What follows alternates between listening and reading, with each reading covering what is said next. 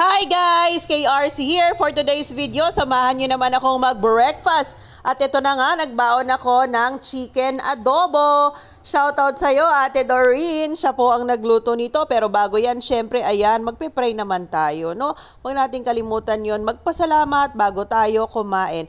At this is it, pansit. Ayan, diba? It's time to eat. Sana meron din kayong nasa harapan na pagkain. Sabayan niyo po ako. At ayan nga, perfect ang adobo ni Ate Doreen. Ang sarap-sarap niya. Kaya lang alam mo guys, sa totoo lang, no, ang hirap mag-isip kung ano yung uulamin natin. Na-experience niyo po ba yun? Mag-isip kayo araw-araw, ano na naman ang ulam? Ano ba yung paulit-ulit na lang? Minsan nakakasawa din, di mo na rin malaman kung ano ba yung kakainin. Na-experience nyo din ba yun guys?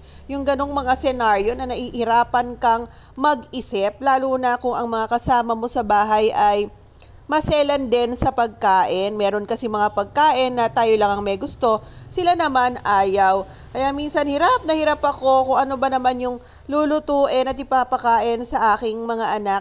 Kaya guys, bigyan nyo naman ako ng ideas. Share nyo naman, bigyan nyo naman ako ng 1 week menu plan. O diba? Para naman alam ko kung ano yung lulutuin ko sa mga susunod na araw. Yun lamang. Thank you guys!